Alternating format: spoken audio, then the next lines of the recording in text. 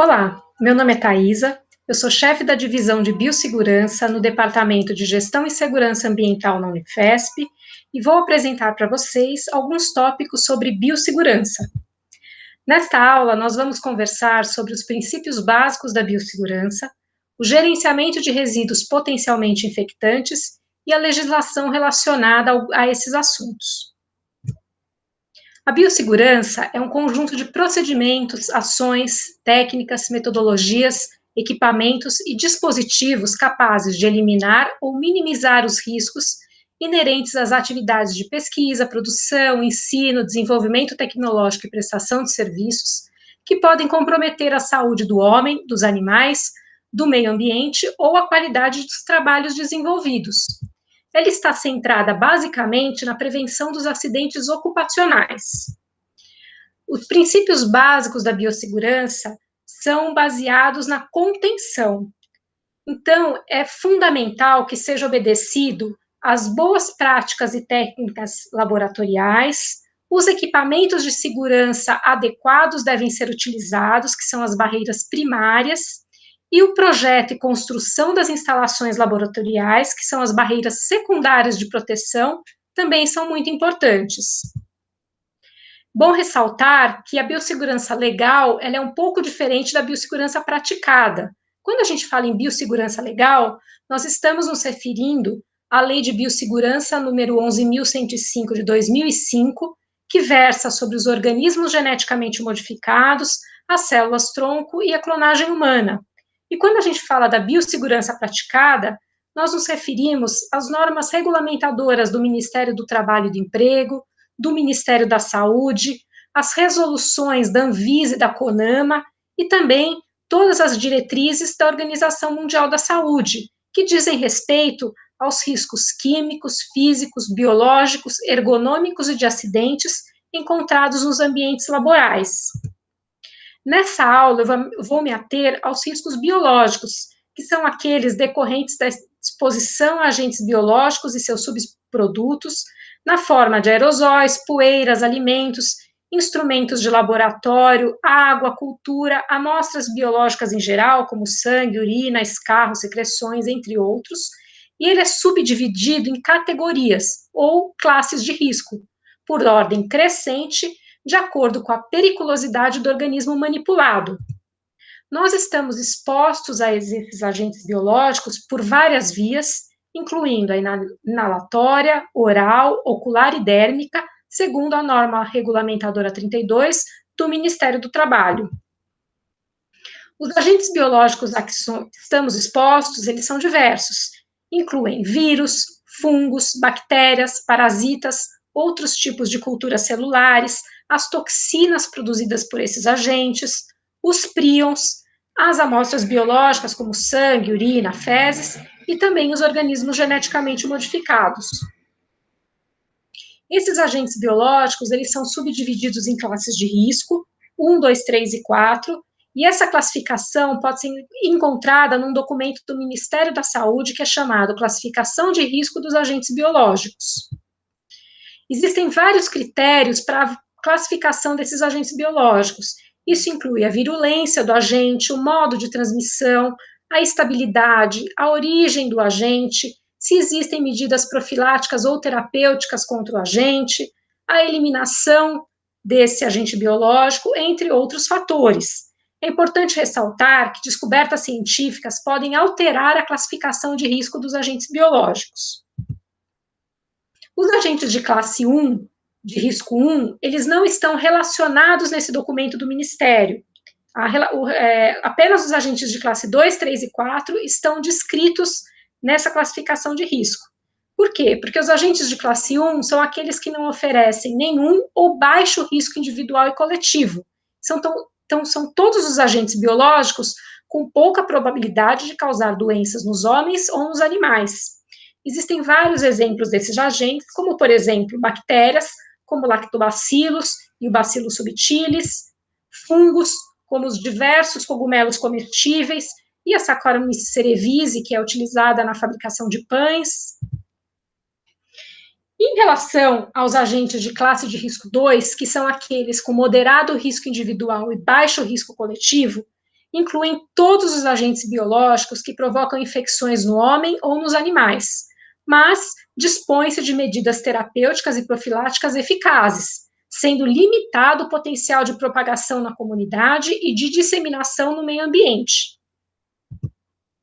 Existem vários agentes descritos e essa classe de risco 2 é a classe com maior variabilidade de agentes. Então, nós temos exemplos de vírus, como o Zika vírus e o H1N1, exemplos de bactérias, como a Bordetella pertussis e a Salmonella entérica, fungos, como a Candida albicans e o Cryptococcus neoformans, os protozoários também estão incluídos nesse grupo, como o Trypanosoma cruzi e o Plasmodium falciparum, e os eumintos, como a Tênia e o Schistosoma manzoni.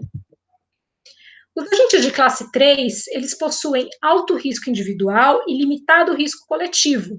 São todos os agentes biológicos que causam patologias graves nos homens ou animais, são potencialmente letais, para os quais existem usualmente medidas de profilaxia ou terapia. Eles representam riscos se disseminados na comunidade, no meio ambiente, podendo se propagar de pessoa a pessoa.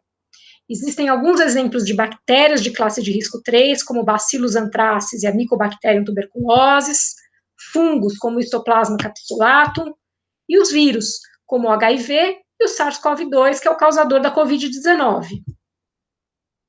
Outro exemplo de agente de classe 3 são os prions, os responsáveis pela encefalopatia espongiforme bovina, ou a conhecida doença da vaca louca. Os agentes de classe 4, eles possuem elevado risco individual e coletivo, e são aqueles com grande poder de transmissibilidade por via respiratória ou de transmissão desconhecida e que não há nenhuma medida profilática ou terapêutica eficaz contra infecções. Causam doenças humanas e animais de alta gravidade, com alta capacidade de disseminação na comunidade e no meio ambiente. Nessa classe de risco, nós só encontramos vírus, e o exemplo mais conhecido é o Ebola vírus. Importante ressaltar que a manipulação desses agentes biológicos deve ser feita da maneira correta. Então, quando a gente trabalha com agente biológico de classe de risco 1, nós temos que trabalhar num ambiente adequado de nível de biossegurança 1, classe de risco 2, um laboratório de nível de biossegurança 2 e assim por diante. Isso quando a exposição a esses agentes é deliberada, ou seja, quando a gente conhece o agente que nós estamos manipulando. Ao contrário do que acontece no hospital, por exemplo, o médico, a enfermeira, o técnico de enfermagem, eles não sabem qual agente pode estar infectando um paciente, por exemplo. Essa exposição é, portanto, do tipo não deliberada. Nos laboratórios de pesquisa, a exposição usualmente é deliberada porque nós conhecemos o agente que estamos manipulando. E toda manipulação desses agentes deve seguir uma série de regras, e essas regras estão contidas em diversos documentos. Nós podemos pesquisar essas regras nas diretrizes gerais para o trabalho em contenção com agentes biológicos, que é um documento do Ministério da Saúde. É importante olhar também a norma regulamentadora 32 do Ministério do Trabalho, que tem um guia técnico sobre os riscos biológicos, e consultar os manuais de segurança biológica que existem disponíveis, como, por exemplo, da Organização Mundial da Saúde. Dentro desses documentos, existem diversos princípios gerais para a contenção, para o trabalho em contenção e para a segurança biológica. Dentre eles, nós podemos citar que as portas dos laboratórios devem estar sempre fechadas quando estão sendo manipulados agentes biológicos. O acesso a pessoas a esse laboratório é restrito, apenas pessoas autorizadas podem entrar nos laboratórios. E laboratórios a partir de nível de biossegurança 2 devem ter uma sinalização afixada nas suas portas, que contenha o símbolo internacional do risco biológico, além do nome do investigador principal e os agentes que são manipulados nesse local. É muito importante também, nesses laboratórios, trajar as roupas de proteção adequadas, aventais, jalecos, macacões, durante as atividades laboratoriais, inclusive visitantes do laboratório. Sempre utilizar equipamentos de proteção facial quando houver risco de respingos de material infectante, como, por exemplo, óculos de segurança, visores, os face shields. As luvas são fundamentais e sempre devem ser utilizadas quando manuseado material biológico. é importante retirar adereços que possam interferir com o uso da luva, como, por exemplo, anéis, relógios, pulseiras, e jamais tocar com as luvas em nada que possa ser manipulado sem proteção, como, por exemplo, maçanetas, telefones, interruptores, e descartar essas luvas que podem estar contaminadas em recipiente apropriado contendo símbolo de material infectante. Vale ressaltar que a luva que é utilizada para manipulação de agente biológico não necessariamente é a mesma luva que pode ser utilizada, por exemplo, para manipulação de produtos químicos. Então, é importante saber o que está sendo manipulado e adequar a luva para esse material. Além disso, lembrar que quando se trabalha com extremos de calor e de frio, também existem luvas adequadas. Sempre lavar as mãos antes e após o trabalho no laboratório, lembrando que o uso de luvas não substitui a necessidade de lavagem das mãos. E essa lavagem deve ser completa. Então, lembrar de lavar entre os dedos, o dorso e a palma das mãos. Sempre utilizar cabine de segurança biológica para manusear material infeccioso. As cabines, elas são colocadas em áreas de pouco trânsito e elas oferecem proteção tanto ao produto manipulado, quanto ao operador e ao meio ambiente. A cabine que vai ser utilizada depende do material biológico que se está manipulando. Então, no caso de agentes biológicos de classe 1, em que são trabalhados em laboratórios de nível de biossegurança 1, não necessariamente é preciso manipulá-lo dentro de uma cabine de segurança biológica. A partir de agentes biológicos de classe 2, é absolutamente necessário utilizar a cabine de segurança biológica adequada. Isso vai depender do tipo do material que está sendo manipulado.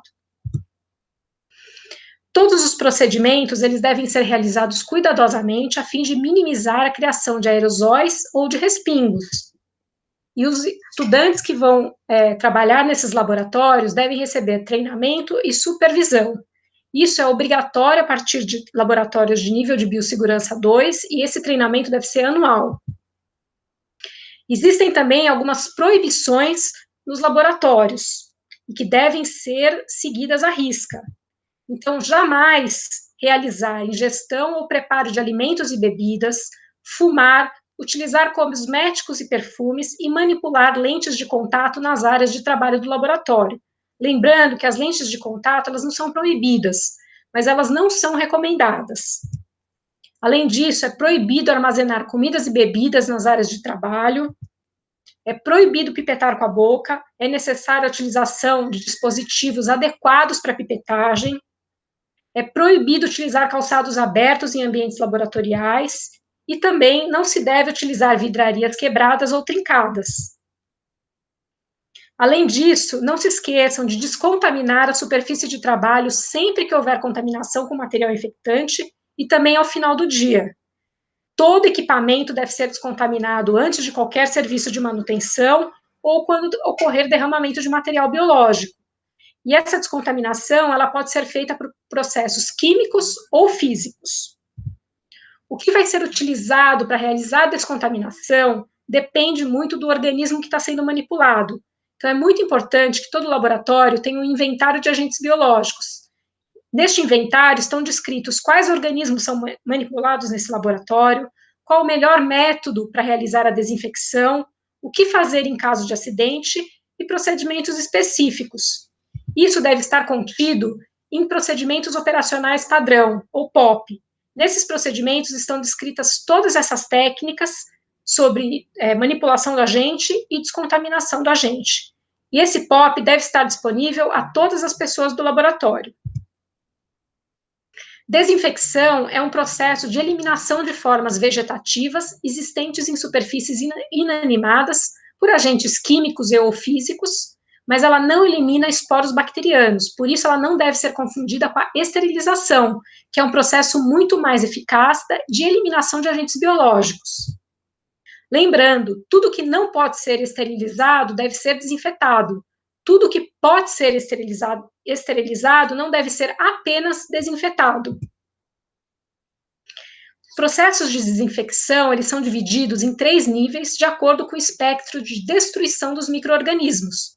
Então, quando a gente fala numa desinfecção de alto nível, é aquela que destrói todas as formas vegetativas de micro-organismos inclusive Mycobacterium tuberculosis, vírus lipídicos e não lipídicos, fungos e uma parte dos esporos bacterianos.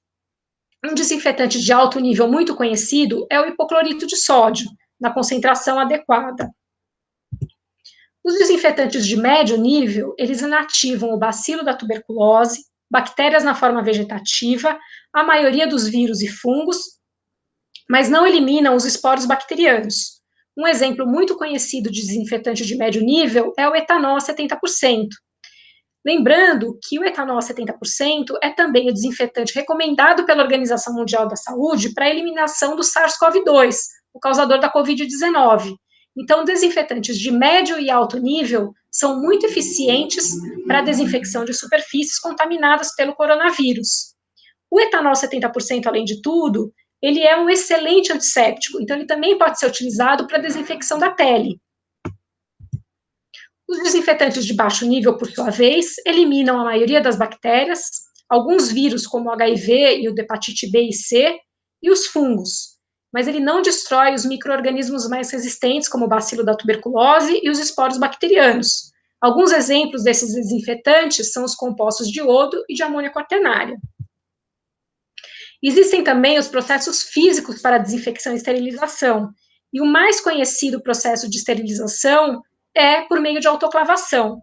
Então, todos os laboratórios devem conter uma autoclave para a esterilização dos resíduos gerados e do material biológico que não vai ser mais utilizado.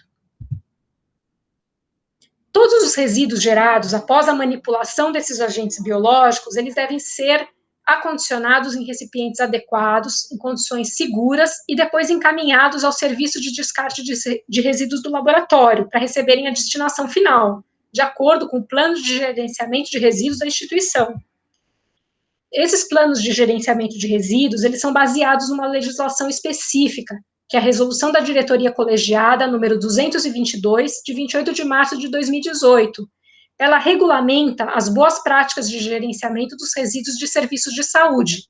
Lembrando que as instituições de ensino que possuem seus cursos na área de biologia e saúde são considerados geradores de resíduos de serviços de saúde.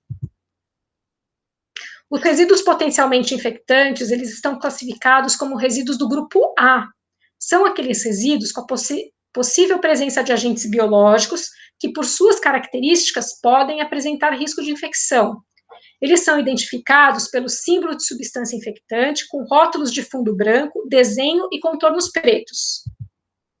Eles são subdivididos em 5 grupos: A1, A2, A3, A4 e A5, sendo que os resíduos do grupo A1 são aqueles que possuem potencial de infecção alto. Os resíduos do grupo A2 são os resíduos de anatomia animal inoculado com algum agente biológico. Grupo A3 são os resíduos de anatomia humana. Grupo A4, com baixo potencial de infecção. E grupo A5, aqueles resíduos contaminados por príons. Cada um desses resíduos possui uma destinação adequada e um tratamento correto. De modo geral, os resíduos de grupo A1 e A2, eles devem ser inativados antes de serem encaminhados para a destinação final. Esses resíduos, eles devem ser acondicionados em sacos de autoclave.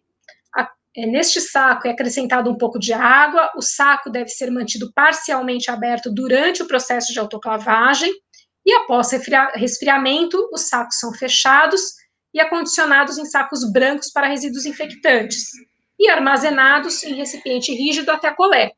Então, todo resíduo do tipo A1 e A2, eles devem sofrer um processo de inativação antes de serem descartados. Os sacos para condicionamento, eles devem ser constituídos de material resistente à ruptura e vazamento, impermeável, e devem ser respeitados os limites de peso de cada saco. É proibido esvaziá-los ou reaproveitá-los. Os sacos também devem estar contidos em recipiente de material lavável, resistente à punctura, ruptura e vazamento. É indicado que esses recipientes tenham tampa e o sistema de abertura não deve ter contato manual. Os resíduos que são destinados à incineração ou outro tipo de tratamento, eles são acondicionados no saco branco, que contém o símbolo internacional de substância infectante, e toda a fabricação desse material é estabelecido por uma NBR específica que foi elaborada pela Associação Brasileira de Normas Técnicas. Quando os resíduos são líquidos, eles também devem ser inativados antes do descarte. Então, eles devem ser acondicionados em recipiente resistente à autoclavagem, não preenchê-los até 2/3 da capacidade, realizar o tratamento com nível 3 de inativação, que pode ser ou uma desinfecção de alto nível, ou então uma esterilização por autoclave, e após resfriamento, eliminar no sistema de esgoto. Jamais eliminar no sistema de esgoto sem o tratamento prévio. Os resíduos que são de anatomia humana, eles devem ser encaminhados para sepultamento, cremação e incineração, ou outra destinação adequada. Eles são sempre acondicionados em sacos vermelhos com a inscrição peças anatômicas. Esses são os resíduos do grupo A3. Os resíduos do grupo A4, que possuem baixo potencial de infecção, eles não precisam de tratamento prévio antes do acondicionamento para descarte. Então, eles são alocados diretamente nos sacos brancos em lixeiras identificadas com símbolo de risco biológico. E os resíduos do grupo A5, que são aqueles contaminados por príons, eles devem ser acondicionados em sacos vermelhos duplos e enviados para incineração. Outro grupo de resíduos que devem ser acondicionados da maneira correta são os resíduos do grupo E, que são os materiais pérfuro-cortantes ou escarificantes. Eles são identificados pelo símbolo de substância infectante, com rótulos de fundo branco, desenho e contornos pretos, acrescidos da inscrição, resíduo pérfuro-cortante. Existem diversos tipos de material pérfuro-cortante, como as agulhas, seringas, ampolas de vidro, lâminas de bisturi, as ponteiras de micropipetas, as lâminas e lamínulas, entre outros. Esses resíduos, eles devem ser descartados em recipientes adequados que atendam aos padrões estabelecidos pela NBR 13.853. São caixas de material resistente à punctura.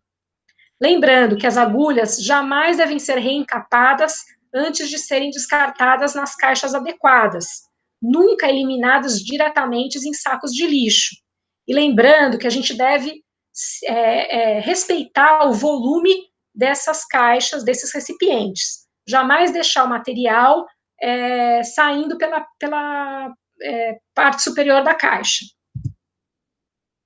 E os resíduos pérfuro-cortantes químicos são sempre descartados em caixas laranja, com o símbolo de resíduo químico, e o resíduo pérfuro-cortante infectante devem ser descartados nas caixas amarelas, com o símbolo de risco biológico, e quando essas caixas atingiram o seu volume máximo, elas são fechadas e então acondicionadas nos sacos brancos com o símbolo de material infectante.